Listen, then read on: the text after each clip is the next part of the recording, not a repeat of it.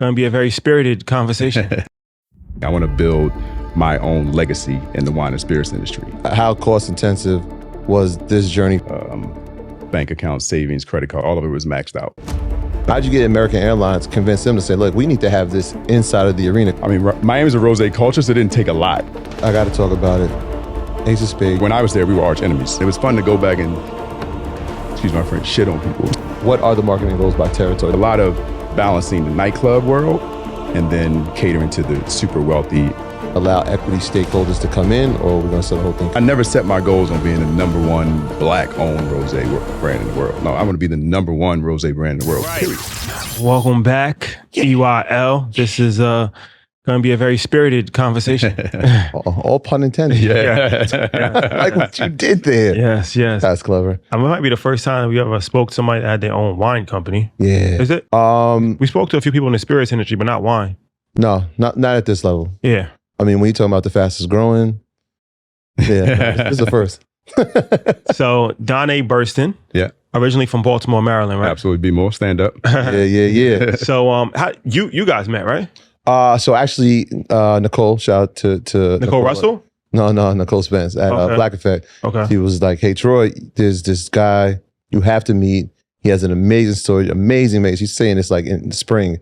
I'm like, Nicole, we got this big event that we're doing. So we're kind of like on a freeze right now for the interviews. But as soon as we're done with that, let's make it happen.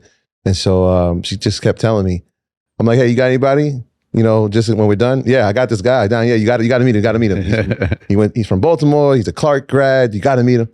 He's crazy. I'm like, all right, let's do it. Damn. And so we finally got it on the calendar. So I'm happy that you're here. I'm happy that the spirits are here as well. Yeah, man. No, I'm excited to be here. It's an impressive story. And he came prepared with the right kicks. So shout out to him. Yeah. So let's get into this. So you have your own wine company. Yep. This is the wine right here, I'm assuming. The Fête Wine Co. That's the rosé and the blanc. A rosé and a white wine, right? Yep. Okay. So let's rewind the story a little bit. Where did your passion for wine come into play, and how did you go about actually becoming an entrepreneur in the space? Yeah. So I worked in the wine and spirits industry since 2001. Started back with Cavassier, doing the past the Cavassier days at D-Rush, which was Russell Simmons' agency. So we did all the street promotions in Atlanta. From there, moved over to Moët Hennessy. At the time, it was just Moët and Hennessy as the ambassador in Atlanta. And that was during the time when the clubs in the city was on fire, when the music industry was hot down there, right? So it was like BMF days. Oh, yeah, exactly. Okay. So it was like the closest thing to being in the music industry without being in it. Because listen, we were throwing all the parties, the liquor companies were sponsoring all the parties. And I just fell in love with like that lifestyle. Like it was business, but it was still a lot of fun. So I did that, then moved to Miami with them. And once I got to Miami is when the champagne world took over. So it was like, I worked on Clicquot, I worked on Moët, I worked on Dom Perignon. And I was like, oh, this is the move. This is my lane. Left there and then did a stint at Ace of Spades for 3 years. Might have heard Latin of it. America, yeah, might have heard of that. Latin America, the Caribbean, Southeast United States, and duty free. And I was just like, yo, I could just do this. Working over there with that guy and that team, it was so entrepreneurial and it was so breaking the convention of the wine and spirits industry that it motivated me to want to do my own thing. And then just being in a chance encounter in the south of France and meeting the owner of a winery and talking shop with them and say, yo, we should do something. And that was the genesis of it all. Yeah, that was like a fast forward version. Yeah. Because I was like, this place in south of France, Saint-Tropez. Right? Oh, this guy, Sean Carter. Right. So, I mean, how did you even get, I mean, obviously you said in early 2001, you start. Yep. And you're working with Russell Simmons and his brand. But how did you get to, because it's not even LVMH at the time, right? It was the agency for Moët Hennessy called US Concept. So who introduced you to them? How'd you get on board with them? Yeah. So, I mean, the job with Russell Simmons, it sounds glamorous at D-Rush, was literally me handing out drink tickets in the club. Like I was like the promotional guy sort of thing. And then that grew into me managing the promotional models underneath me. And I happened to be working I was doing like 6 jobs at that time. I was like working an internship at Hitco Music Publishing, working with a local events company called Steps. So I was just in the mix trying to figure out how I was going to get on. And I met a young lady who was the regional marketing person for Hennessy Cognac. And she was like, I like you, I want to give you an opportunity. And that's how that job came about. So like what happens when you're in that space, the club knows what type of night it's going to be. Yep. Right? They'll say like, hey, we got Earn Your Leisure coming. Yep. we're going to need this many cases. Dollars. Because then your leader's coming. Yeah. Right? So like you're doing that. How often is this, like 3 nights of the week? Like, is this full-time what you're doing? Yeah, at that point it was full-time. I mean, the clubs in Atlanta at that time, every night of the week it was something to do, right? There was Mondays, there was Tuesdays. So the only night we probably really had off was like a Wednesday, per se. So it was 6 days a week in the streets at the clubs. But it was a rotation. It was the same ones every week. It was all about repetition to get in front of people. But yeah, it was intense. Yeah. Is it commission-based? No, it was a salary. Okay. Salary. Yeah, it was a salary. Okay. Yeah. So, all right. So, well, what sparked you to go from there to actually saying, I'm going to get up and running and have my own brand? Listen, we all have had jobs where you felt like you could do things better, right? So that inspiration from being in a place that was super entrepreneurial, but it still wasn't mine, right? And you get reminded of that every now and then, no matter how hard you work. So I was like, I want to do my own thing. I want to build my own legacy in the wine and spirits industry. And this opportunity was that. So what was the first step that you did to start the company? Yeah, so I had to look at what the business proposition was, right? So knowing I had worked on Moët, and Moët Nectar Rosé was the #1 selling rosé champagne in the world, and that consumer was 98% Black and Hispanic.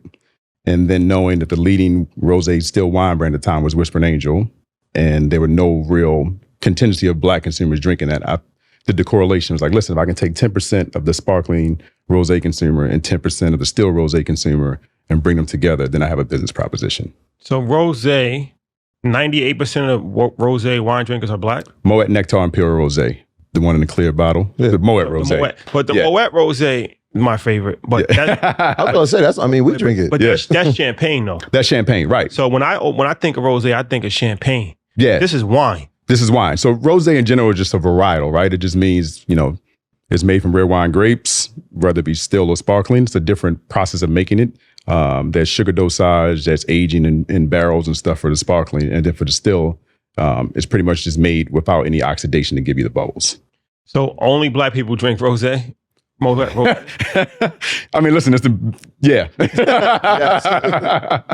Why is that? Because it's red? No, it was the marketing. I mean, that was... They marketed it in the club. Hip-hop, in the club, yeah. The red, I'm going to be honest with you, the red was a great... It comes red? Yeah, it comes red. The big thing about it was red in a clear bottle. So before that, most rosés were in a darker bottle. So it lights up. And and they put the light underneath it. You see it. It was a show. It was you couldn't even see what's in the bottle. Exactly. So what's the what's the market share? Like, how much money does that represent? You could say 100% is done by Black people. Let's just say if it's 98%, how much money does Moët Rosé make? I would probably say it's the 3rd biggest value generator inside of Moët Hennessy USA, because it's really a US based brand as well. So it would be like Hennessy is #1. Hennessy #1, probably a tie between, and this is when I was there, probably a tie between Moët and Clicquot, and then Moët Imperial was a regular sparkling, and then that would be #3. Yeah, not that white stuff. Not that white stuff. Not that white stuff. It's a huge business proposition. And that was from a nightclub. That's just pretty much from the nightclub. I mean, it was culture. In the beginning, it was nightclub culture. Yeah. So it was primarily sold only in nightclubs, but now retail as well. But yeah. Yeah. So, retail, I'm glad you said that. Because, I was reading 2011, perfect time to be in Miami. Oh, yeah. LeBron has now said he's coming. Crazy. And so how did you get the arena? So it was American Airlines. I know it's like FTX now. Yes. How'd you get American Airlines, convince them to say, look, we need to have this inside of the arena? Because that wasn't something that you saw anywhere. No, it wasn't. And the first conversation was really about the championship celebration. So we was already in we winning. September. We're going to let's prepare. And there was a rule that apparently Pat didn't let anybody talk about if they won. So that conversation quickly changed into, let's talk about what we can do to bring more of a social aspect to the basketball games. Because in Miami during that time, you went to the games because that was the club.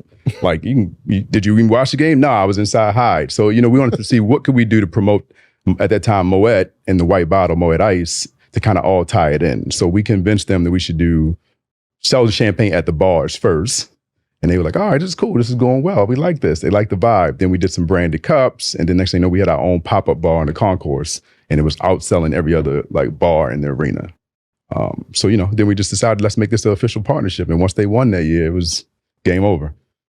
So as far as the wine, where do you get the grape? So, all right, the process of making wine is that there's grapes and they crush the grapes, right? Yep. and then they have to let it sit for a long time? Anywhere from 3 to 4 months. They age it.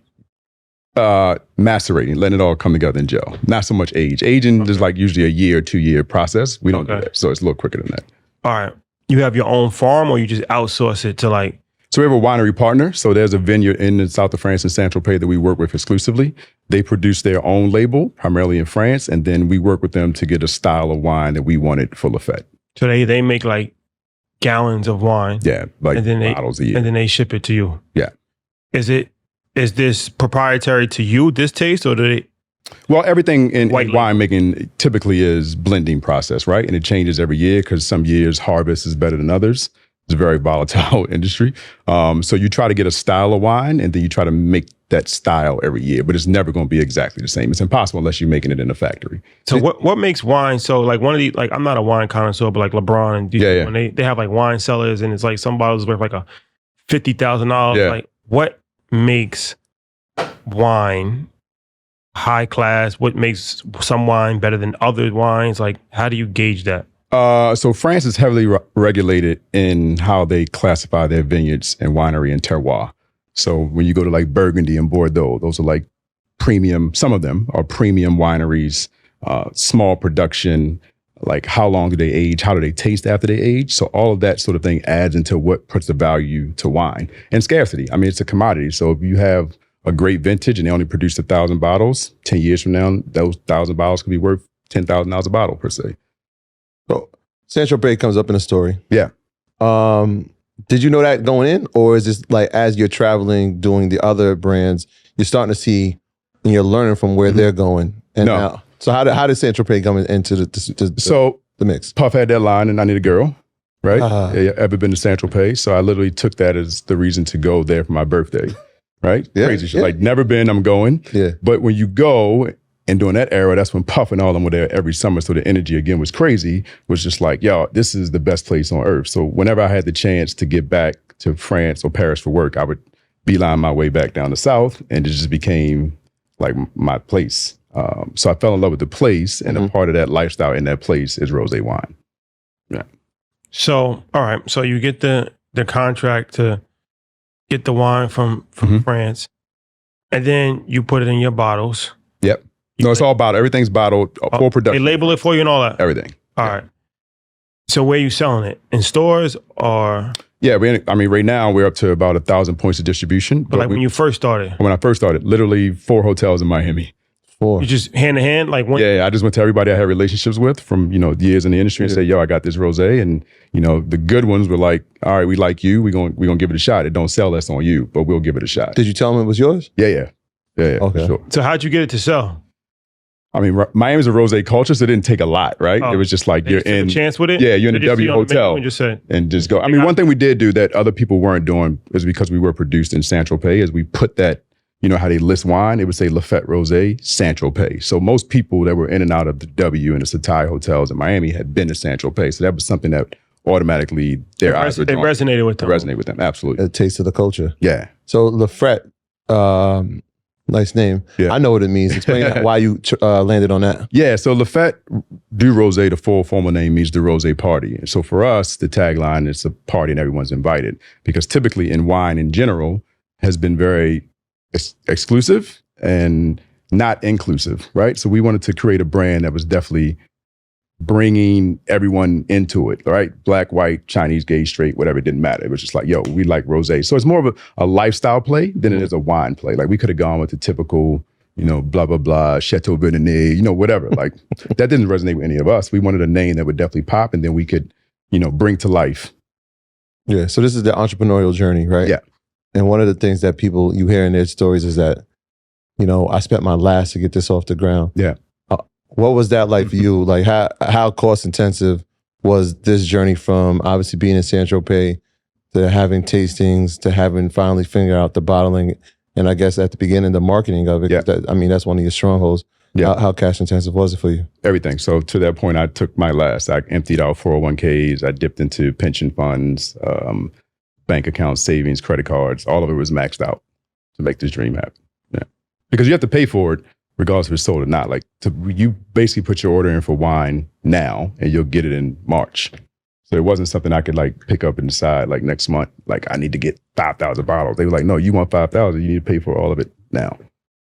So you say you're in 1,000 stores now? 1,000 stores now. So how'd you get into stores and how'd you scale that? Yeah, I mean, listen, the pandemic was a blessing for us as a brand because that's the point that everybody slowed down and they started to watch and the, racial injustice movements and George Floyd, and everyone wanted to support Black brands. And at that moment, we just took off. The brand took off, and we put the pedal to the metal and kept going. So that got the attention of the retailers and these big corporations that wanted to support Black-owned and minority-owned brands, and that gave us the foot in the door.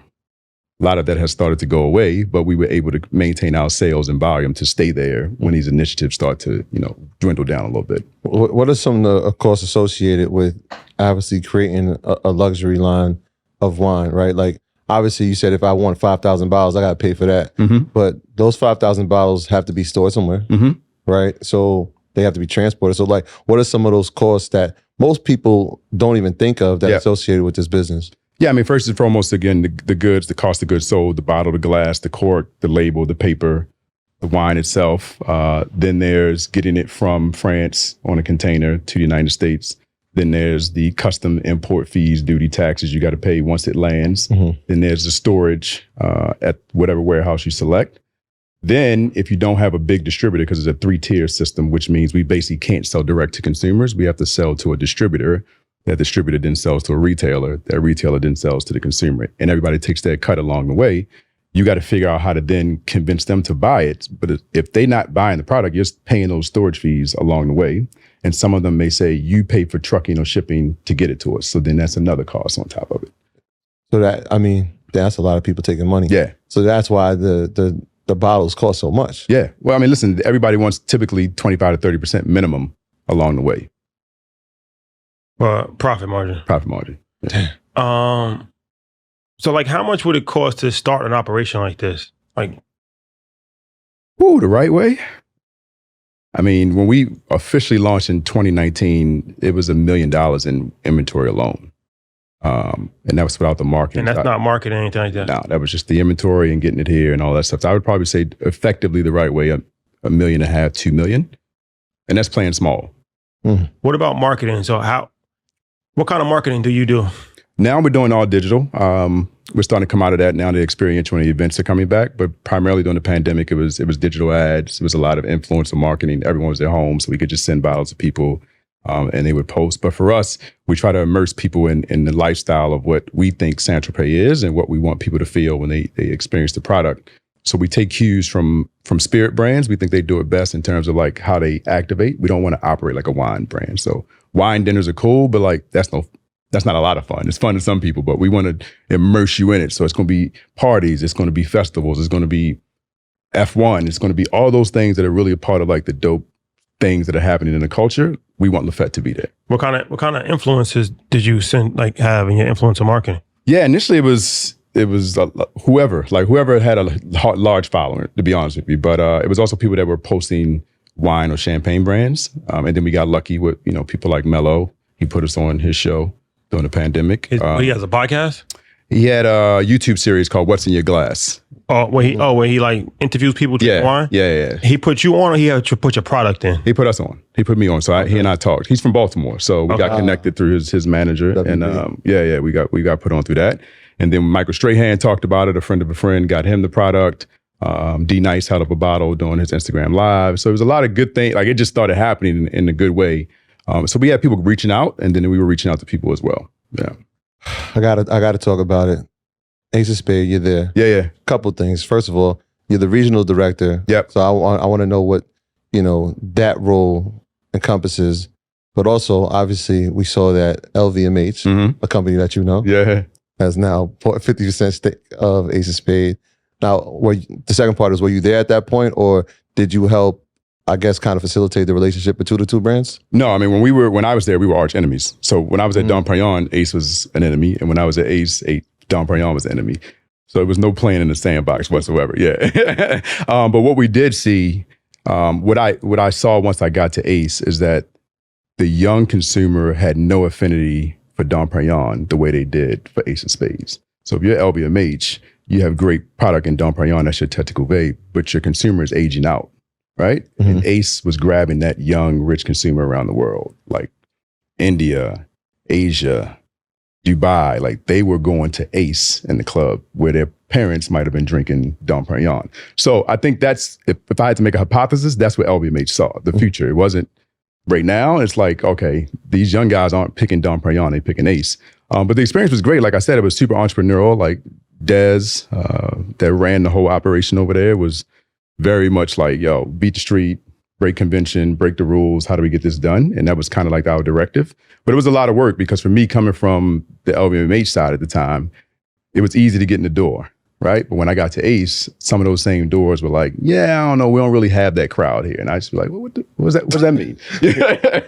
Your crowd doesn't make money? Yeah, exactly, right? So it was a lot of trying to convince some of the old guard that this was a real champagne. The bottle is gold for a reason, to stand out, and it worked. So it was fun. It was fun to go back and, excuse my French, shit on people, so to speak, right? To be like, oh yeah, you was talking shit. And now fast forward 3 years, that same company that you was holding in high praise owns 50% of that brand. Right. So yeah, how do you feel about it now? I'm a gold bottle drinker. So I know some of the role was marketing goals for each territory. Yeah, which is interesting, right? So you had what were the areas that you were responsible for? So Southeast United States, Latin America being more of like Cuba, Dominican Republic, etc., and duty free zone. So what are the marketing goals by territory? Like, give me an example of something that will work in Southeast, obviously United States, and then, all right, well, this is what we're going to do for the duty-free zones. Yeah, I mean, for instance, if I use Miami as an example, there was two aspects to Miami. There was the club life, for sure. You got to make sure Ace is popping and Live and all those places like that. But it was also, how do you get in front of high net worth individuals in settings that they want to be a part of? Watches was a big way. We did a lot of watch partnership dinners and parties. Yachts and boat shows was another way. So you have to really, when you get to the high net worth individual in marketing, you got to go to their touch points. You can't just be one of those brands like, I'm gonna do it my way, especially for a brand like Ace. Like, let me ingratiate myself in your world first before we come in and kicking down the door. So it was a lot of balancing the nightclub world and then catering to the super wealthy in their sort of environments, which is a hard balancing act, right? Because most people think of Ace as the club brand. So it was a lot of hurdles to overcome with convincing people otherwise. Speaking of nightclub, nobody drinks wine in a club, so they will soon. But that's the day has come. In the US, they don't drink it. You can go to nightclubs in France, in the south of France, and Paris, and you'll see people drinking rosé wine at nighttime in the club.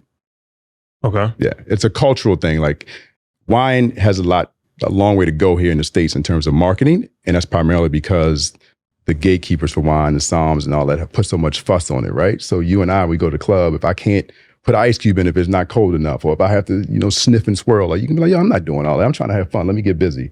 So for us, we like, let's break convention. You drink it how you want. If you want to go make a rosé margarita with that and some Don Julio or tequila brand, go ahead. So tequila or wine? Yeah, so we have a rosé margarita, which is basically, 4 parts rosé wine and 1 part tequila. Shake it up. It's crazy. Okay. Yeah. Well, in America, nobody's really drinking wine in the club. So, and I would assume that's a big part of the revenue stream for alcohol, for every alcohol, tequila, you name it, champagne, all of the alcohols have huge profit margins in nightclubs. Yeah, but Tito's is the #1 selling vodka in the world, and probably 10% of their business in nightclubs. A lot of people drink Tito's in clubs, though. Now they do. But when I used to work on Belvedere too, you couldn't pay a nightclub owner to serve Tito's, because for them, it was like, get that cheap shit out there, whatever, you know what I mean? Right? But now you look at Tito's sales, what is it, 3 million cases a year, maybe 4? I can guarantee you 90% of that is coming from retail or bars, not excluding clubs, you know what I mean? So you're saying you don't need clubs to survive? By no means. So all right. So what's the average client? Somebody that's just having wine at dinner? So for rosé, no. So typically rosé has been more outdoorsy, brunchy, warm weather spots. We're now starting to see the shift as we push for like ski season, après ski, sort of things like that. And then just every day, like, you're starting to see more people drink wine at dinner or even at home than you would have 4 or 5 years ago. This is true. Yeah. I'm thinking about my own house. Yeah. This is true. So, man, how? Because you said you were doing, I think, 1,000 different locations you have right now. Now, yeah. How do we get to that point? Right, you started with one, obviously, but how do we scale so fast? I think in 2021, you the fastest growing rosé, Fastest growing imported rosé in the country. Yeah. How? Yeah, I mean, listen, again, like I said, when the momentum hit for us, like we were on the phones, we were presenting to the buyers from, these big chain stores, hotels and resorts in Miami. Let's go get in front of them. Like, look at all the momentum we have. Because, again, Miami, Texas, well, I should say Florida, Texas, and maybe one of us, they were the only places open post-pandemic that everyone was rushing to. So we were just creating that critical mass in those cities and out there and putting people in front of the brand and saying, yo, look at all this press. Look at our gram. Look who was holding us up. All that sort of thing that gets people to even say yes. So it was a lot of pitching, a lot of selling. A lot of selling, not in the sense of beating the street, but a lot of selling in terms of presenting to decision makers to get these national distribution deals, like a One Hotel, an Edition Hotel, a Hyatt Hotel group. It's a lot of those meetings. So do you have red wine? Red wine's coming. Yeah, man. So right now you have the Blanco and the Rosé. Yeah. And the red wine's coming. Red wine's coming. Out of the Blanco and the Rosé, which one is a better seller? Oh, we just launched the white wine as a thank you last year. Okay. So this is the first full year that's going to be in production. But it's different occasions, right? You have some places that don't take, rosé as serious, and they'll go for the white first. Or you have some people that are huge Sauvignon Blanc fans, they'll go for the white first. So if you look at the rosé category, the wine category in general, white wine is by far a bigger seller than rosé overall. Rosé sales are probably 6 to 9% of total table wine sales in the United States, period. White wine is like 27 to 30%. So the growth potential is bigger on the white wine from a business economic standpoint than it is on the rosé. Bigger piece of the pie. This man knows his wine. He knows his wine. He has the statistics. You said the pandemic obviously escalated and elevated the brand. Mm-hmm. May 2021. Mm-hmm. I know you were one of the first to take, a payment from Constellation Brands. Can you explain who Constellation Brands is, and why did they choose you to invest in? Obviously, we know with the pandemic and obviously social unrest that happened, companies were committing money to brands. But how'd you go about, getting them involved? Yeah, so Constellation is drinks giant, probably the number 2 wine company in the world. They also distribute and own Corona beer in the United States, but also some of your favorite brands like Kim Crawford, if you ever heard of that. Prisoner Wine is another one of their brands. But that conversation really came about once the announcement came out. Again, community is everything. People were just hitting me. And 2 people in particular had relationships with executives at Constellation. So that gave me, I think, a quicker intro to the system. So when we sat down and talked, it was all about, what do you see for the brand? What do you think it's going to be in 3 to 5 years? It was never an immediate thing. It was like, we want to understand your vision, what you're trying to accomplish. And for me, again, it was disrupting the rosé industry and the wine industry to bring more people of color into it, right? That was my thing from day one. Like, this is a multi-billion-dollar industry, and we don't really own a lot of it. So they understood that journey, and then they also understood that, like, listen, you have a vision and you have a niche. Like, you're bringing new consumers into the rosé space. So there was a lot of conversation about that and the future of the brand, but it was a long process. It was like a 9-month due diligence negotiation process.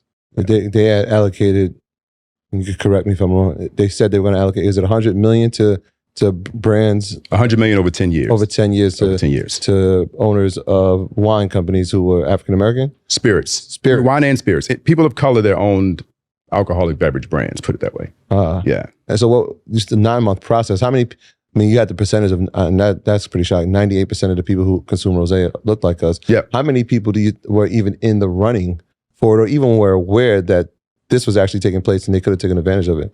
Well, that's a good question. I'm not even sure about that. I'm not even sure.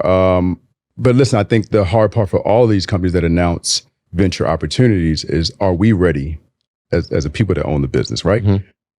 I don't necessarily think I was ready when I started the conversation. I had great advisors that got me ready throughout the process. But due diligence is a weeding out process, a lot of it, right? Yeah. So I don't think a lot of us understand what it takes to get to that point.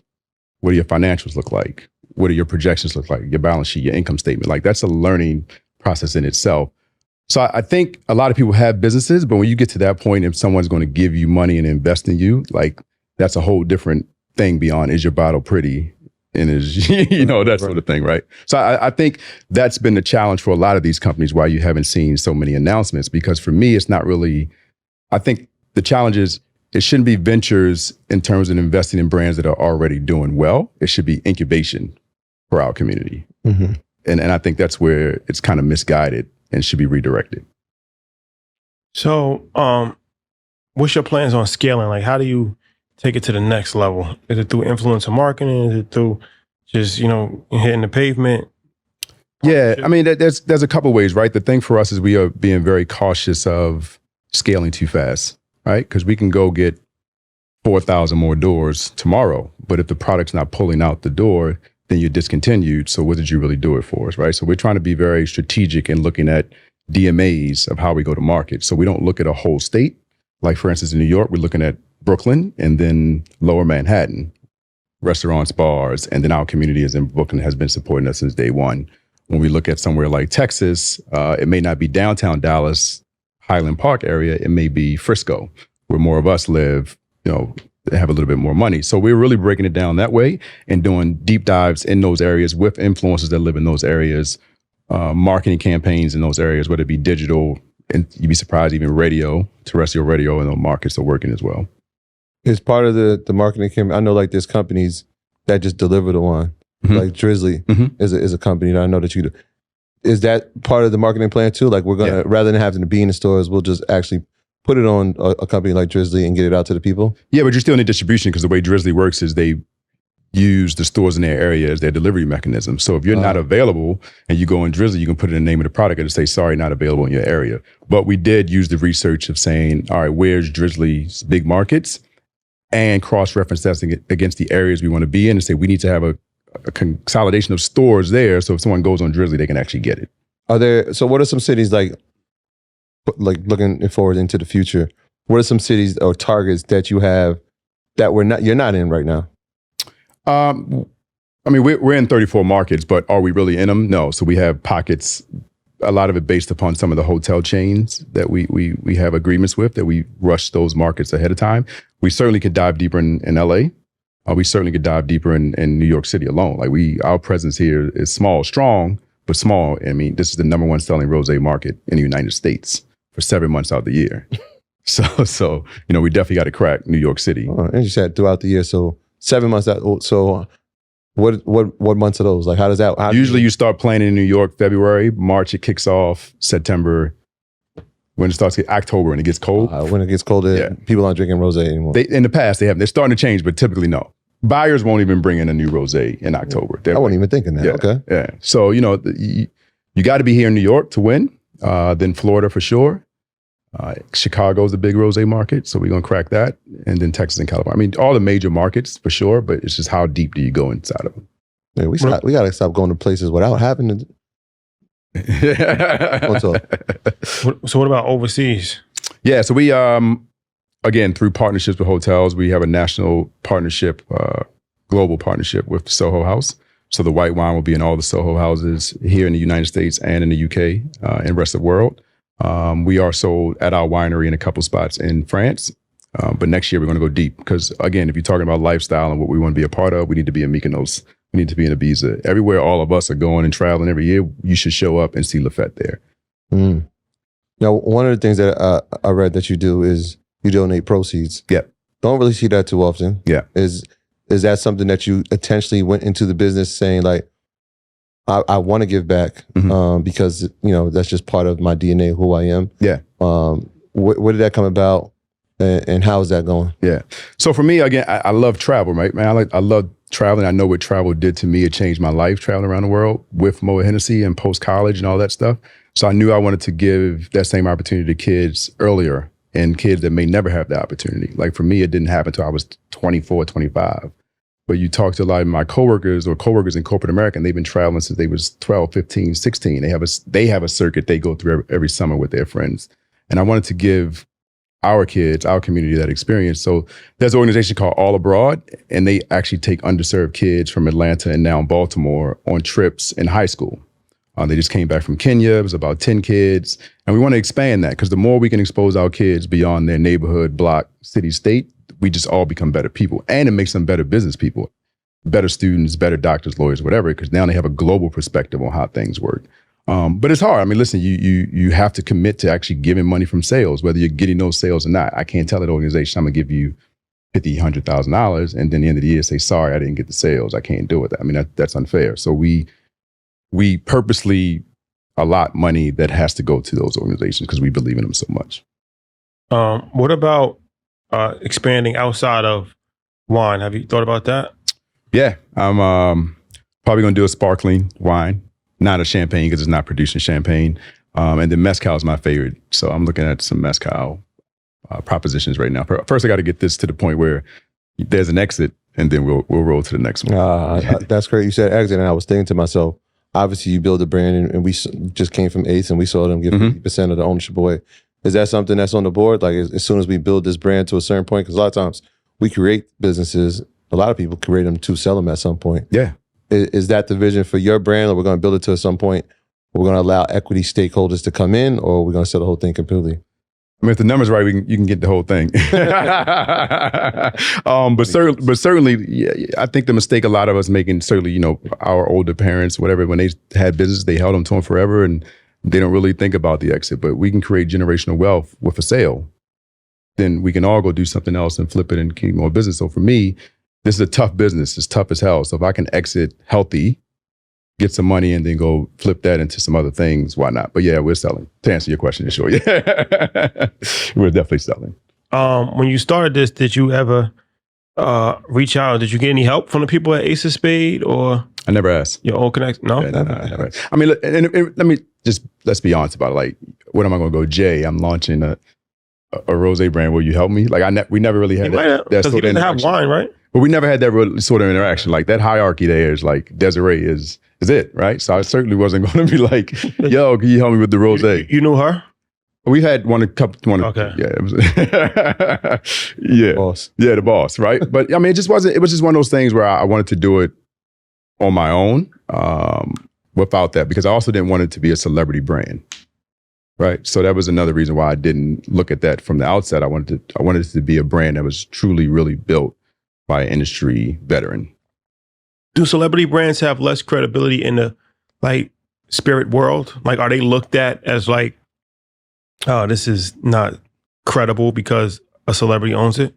No, but I think that's become the cookie cutter approach. Like everybody now, who's your celebrity? You're like, damn, could you taste it first? Could we talk about it? Like, you got back in this thing. Yeah, and then a lot of them don't work. I think, we all see the successes and think like it's a recipe and a formula, and sometimes it just isn't. Like there've been a lot of celebrity failures out there as well. So let me ask you this: it's a French name. Mm-hmm. It has previously I don't think it has it on these bottles, but it has the location, off of France Saint-Tropez. Yep. Wouldn't automatically expect it was owned by somebody black, right? But you're doing interviews, so obviously you're in the forefront. Yep. Did you ever think about not putting yourself out there? Because a lot of times, unfortunately, it's like once we realize something is black, we ain't rocking. It's two things happen. The white people classify it as black brand, and even some black people might look at it a different way. Yeah. So, but then on the other side, you get support for being a black business, right? Like Carmelo, and he probably did that because you're from Baltimore, you're black. It's like, okay, he's black, he has a wine.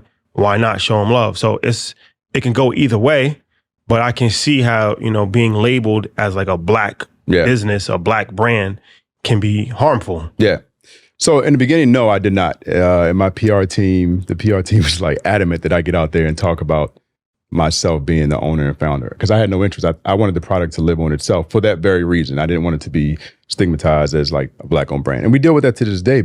So I tell everybody, yes, it's owned by a black person, but it's not only for black people. And I have to say that because everyone's like, black rosé. I'm just like, come on, you know what I mean? Like, no, it's a luxury rosé from the south of France, from Saint-Tropez, that's owned by a black man.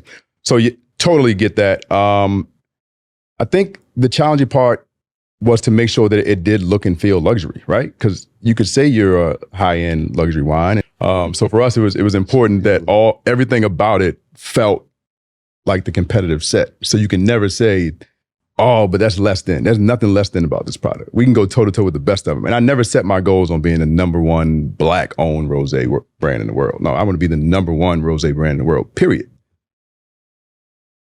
Yeah. I mean, so the white wine, obviously, and you said you're going into red. I'm just trying to think now, like, you have the PR team. Yep. Right? We obviously know you're the owner.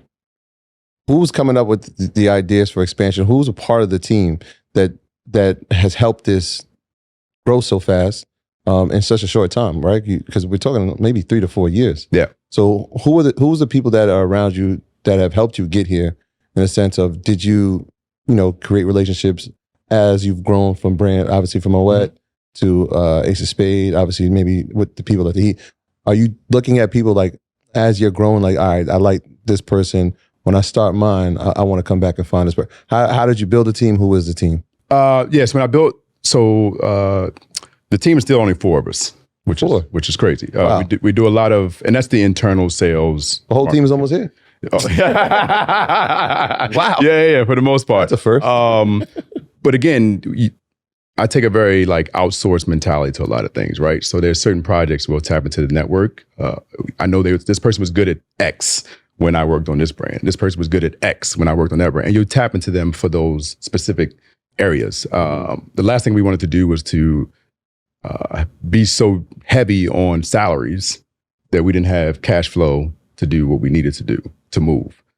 So for that reason, we didn't hire a lot of people. But yeah, we definitely tap into those networks. Like, there's group chats of everything that happens, label design, Instagram captions, like it just flows around. And then you have to bounce stuff off of other people to really get that real input. Not too many people, because too much feedback is bad. But that trusted in the circle through over the years, yeah. So let me ask you this. As far as the Rosé and the Blanco is concerned, do you have an idea, long-term vision, like, is in your perfect world, would it be 50-50 split? Well, now you got the red wine too. Is it like a 50-50 or 33-33, or is the Rosé always going to be the flagship product and the other ones are kind of like ancillary? That's a good question. Ideally, because we started with the Rosé, it should always be our flagship. But based upon the share market that white wine and red wine has, you would think that they will overtake the Rosé someday. But for me personally, it's going to always be the Rosé. Rosé is a champion. Yeah. How much of your day does this consume? Right? Because do you have other interests outside of doing wine, or is this wine is because I'm listening to you talk and I'm like, he knows all the statistics for wine. Pretty well versed in this. Does this consume most of your day, or do you have other interests in investing or something else? I mean, for now, this is day in, day out. And that's because we're at this inflection point where you gotta, either you go now into the window and it's gonna be closed, right? So we have to focus. I have to focus. It's important to know what my competitors are doing, what's happening in the space. So I spend a good portion of my day. My girl would probably say way too much of my day on this business. Yeah. So the people that you used to work for now, your biggest competitors. Oh, for sure. Yeah. And they all watching. Like, you look at LinkedIn and your Instagram stories, you're like, oh, all of them. You know what I'm saying? So I know. She's looking at my story. Yeah. Has there been any negative issues, feedback, anything? You mean from previous? Yeah. Yeah, for sure. I mean, Jay's a big name. People use his name for clickbait. I don't say it, but people see Ace of Spades and then it becomes like, oh, you work for Jay-Z? I was like, I never said that. You know what I mean? Like, so you deal with that. I haven't heard that personally, but I know that's probably a sore spot over there, right? And then for the previous company, they never thought that I could leave and do something like this. So, and we're growing, and we're nipping at their heels, and we are the younger, cooler, great tasting rosé. I feel like you wanted to say something else. Yeah. With the freshest shit on the block. So there's a lot of Black people that are in the spirits world, but most of the time they're like brand ambassadors or influencers, or like they run the marketing team. What's your advice for somebody that wants to become an entrepreneur in the space but doesn't really know how to go about it, but might be passionate or might be in the business already? I mean, listen, I did rotations. Whatever job and brand, for the most part, they wanted me to take in that business. At the time I was at those companies, you do it because you learn so much. Even at the time, it feels like hell. You're like, what the fuck am I doing? Like, you learn something, like from working sales on the street, from working duty free, from having to work, with the finance team every day and going through POs and reconciliations and all that stuff like that. You do learn the business. And I think, in order for us to start heading these major corporations, as we all will in years to come, we got to start knowing every aspect of the business. Most CEOs, even if they're not doing it daily, if they sit in front of their board, they better be able to take those darts and understand what's happening in every sector. So to your point, well, why I have to know the statistics, I got to know what's going on with freight. I got to know what's going on with price increases, all that sort of thing, if the brand's going to be successful. So I tell everybody in the industry, start as an ambassador, but take the jobs and the brands that don't sound sexy because you'll learn something. Mm-hmm. I've worked with some unsexy brands before, and it's benefited me now, for sure. You said that the brand took off during the pandemic, mm-hmm. but during the pandemic, a lot of companies had supply chain issues. Yeah. How'd you guys alleviate that? Oh, we was putting stuff on airplanes. The Frank Lucas of wine. Yeah, but also if you think about it, states were shutting down, right? So if markets were shutting down, we were rerouting that inventory to places that were doing well. But we did run out of stock. I mean, we ran out of stock like 2-3 times. Like sales were flying. We'd be out of stock, and we got to try to get it, be 2-3 weeks out of stock. So it was a lot of outages for us as well. It's just how you come out of them. Good thing is that everybody was understanding that it was taking 5 to 10 days to get a wine bottle. It should have been there in 2-3, but we got through it. But it's still tough to this day. I mean, containers that are leaving France, 4 weeks transit time is 6 weeks transit time. Then it gets to the port. It's sitting there for another 2 weeks. Luckily, we have the refrigeration units and everything in place to keep the wine good. But it's a lot of people that got bad wine and booze sitting out there on those docks. It's just going to be flooded into the market here soon, and we'll see.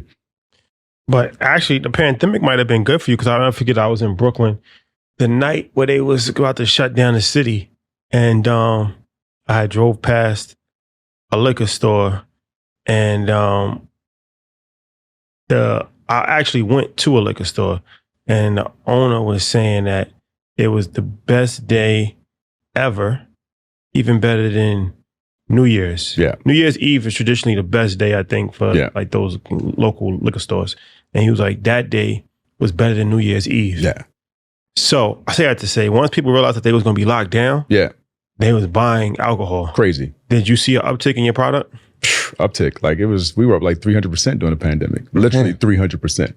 Like it was crazy. Like the website was crashing. We were running out of stock. Stores were running out of stock. Like, and it's sad, right? Because it was such a horrible time, but man, it was a blessing for us. Like it was a blessing. I remember seeing them Instagram posts. Like, you want to know what your neighbor's doing? Look at their garbage. Yeah. It was like they went down the street and everybody had like 7 bottles of wine. That's it. You had nothing else to do. That was it. You were just sitting home drinking wine. Like, when are we going to be able to go back outside? Yeah. So you recall. So what's the toughest obstacle, right? Because you said the shit is hard, and it sounds, this isn't an easy thing. So what's been some of the toughest obstacles that you had to have faced during this journey of entrepreneurism in the world of spirits? Yeah, unfortunately, I'm still, regardless of the years of industry experience, we're still judged differently than some of our other brands, competitors, I should say. A lot of them get green lights and yeses a lot faster, and I still have to explain why we're better. No, we're not this. No, we're not that. So the gatekeepers in this industry, and more importantly than that, the 3-tier system itself is the most gangster shit out here, right? Because as I explained to you, I can't sell my product directly to any consumer. I have to sell it to a distributor. I then have to rely on that distributor and his sales force to go potentially present it to a retailer for the retailer to carry it for you to buy. It's a broken system. Like how do you look at beauty brands? You look at most, fashion brands, they can go straight from the warehouse, their website, to a consumer. We don't control any of that. So I'm at the mercy of these 5 or 6 big distributor families to present my brand in order for consumers to buy it. Like that's a problem. Yeah. So what's the incentive for them to even say, let's move yours? Yeah. Like, is this a situation where like I could come in, I might have more capital than you, like, hey, listen, distributor, whatever their name is, yo, here's $1 million under the table, make sure this gets off your shelves. Whereas as somebody who doesn't have that type of capital, it's just like, I'll move it if I want to. Yeah, those are like the I don't know how that Perhaps. but listen, they focus on right now. And the issue is that you have these large conglomerates like a LVMH, like a Diageo, partnering with a distributor. They get all the focus and attention, and then all the other 4,000 brands are thrown into one division together with 10 sales reps that's supposed to like go out here and present like 4,000 brands. So that's why it's incumbent upon us to like build the brand heat, to hope that's the part that retailers will keep asking. Consumers will keep asking the retailers, yo, you got this brand. What's that? That retailer then called a distributor. But the 3-tier system is broken. Like, it's the most anti-competitive thing I've ever seen in my life. Like, it's nuts. Well, there you have it, ladies and gentlemen. So before we wrap, what's your 5-year, 10-year plan for your company? What do you have envisioned? Yeah, we're going to, like I said, the white wine will become a full-time SKU in 2023. We expect gangbusters for that. We'll continue to develop and penetrate other markets for the rosé. The red wine will come. In 3 years, we will be the #1 selling rosé wine brand in the United States of America, that's for sure. In 5 years, there'll be an exit. And then you'll see the other spirits and wine brands come behind it. I will build a wine and spirits company after this. Another one. A full-fledged. Yeah. Tequila, vodka. Yeah, all that. So this is like the starter. Yeah. This is the starter to something bigger. Yeah, absolutely. If you look at the guy behind Avion Tequila, Ken Austin, he's done it now 3 times. Avion Tequila, Proper Whiskey, and now he's a partner in Termana. Why can't I do that? Why can't I do that? So you're already going with the end in mind. Yeah. Important. You had the end in mind when you started? No, I thought I was going to have this thing forever. But that was the naive me, not understanding. When did you start to think about that? The conversations with Constellation. Yeah. How far? Wait. I have a great advisor, Robbie Robinson from Pendulum, and probably the first conversation, he's like, there's probably going to be some conversations around them acquiring you whole out throughout this. And I was like, I'm not doing that. And that's when he broke it down. Like, you're being short-sighted because 100% of nothing is nothing, right? 20% of what they could potentially do for you could be life-changing for generations to come. That's a fact. Yeah. Yeah. The value of selling a company, a lot of times people don't fully appreciate that. Yeah. But, Elon Musk. Yeah. Sold PayPal and started SpaceX first, actually. And then he started Tesla. Yeah. And, he made a couple $100 million for the first company, but now he's worth a couple $100 billion. Exactly. You just got to have capital. We don't have liquid capital available a lot of times in our communities. Like, I want that money to go out there and be able to take a risk. I'm going to put X amount of dollars into this next Airbnb and see what happens and not have to really stress about my return. But what's it? Funding is obviously an issue. How did you have to go through like that process of actually trying to acquire funding and go through banks? Because I feel like that might not be. Is that something that banks are like, hey, yeah, let's help fund this black business? No, going to banks was never an option. I knew they were going to say no, right? Okay. There was no track record. The sales wasn't enough. We didn't have enough of our own capital invested, which is why, when we started, we were the only 100% black-owned rosé, and we no longer can use that tagline. But that's for a good reason, because when Constellation invested, they took a percentage of the business, so we're not solely black-owned. So I think a lot of times in our community as well, they're like, oh, they ain't really black-owned. But like, if you understand what it takes to scale and build a business, there's not enough of us to go get the amount of money that's needed a lot of time to fund a venture like this. So yeah, I took money on, but I'm okay with that. But I think you need to have that conversation more about like funding and what it means. Well, there you have it, ladies and gentlemen. I will be tasting this at your. Where can I buy this at? I think the easiest way to is Point Lake Drizzly. Go on there. That's the easiest. But here in the city, you got Happy Cork, you got Parcel Wine, you got Empire Wine. If you drink it at places, you can go to Soho Houses, you can go to like the gathering spots in Atlanta and DC. Like, yeah, we try to be everywhere sexy. For me, bro, it's like I'm having the product wherever I want to go. So if it's not there, then it's a problem. Shout out to the gathering spot. Is it on a website, the bar? Yeah, you can go on the website and it'll take you to there's 2 ways. Either take you to stores in your area. You can put in your zip code, or you can just buy it through like a wine.com, which we have a direct link. What's the website called? www.lafetterose.com, LAFETTEROSE.com. Yeah, I was just going to say our brother Ryan Wilson at the gathering spot. Man. We will be down there shortly. And so we will definitely have to make sure that this is on every table. I mean, Ryan's a good brother. I went to him as soon as I launched the wine. He was like, "You black, I'm taking it." As I knew he would. Yeah, man. Yeah, and Happy Corks too. Shout out to them. They actually have another one of our alumni inside their store. Our folks from Montreal, Le Creme. Yeah, so shout out to them. Yeah. Yeah. Oh yeah. That's my guy. Yeah. Steven. Yeah. Yeah, good people. Yep. Well, Troy, housekeeping items? Yeah, shout out to everybody on patreon.com. Shout out to all of our earners on EYL University. You already know that's the number one place if you're looking to learn anything in the world of entrepreneurship, business, finance, and investing. We have it all. So shout out to all y'all. Shout out to everybody that's supporting the merch. And shout out to this Lafrette, the rosé of the party. Owned by a black man. Thank you guys. I appreciate y'all having me for real. No doubt, man. Thank you guys for rocking with us. We'll see you next week. Peace. Peace. Yeah, man.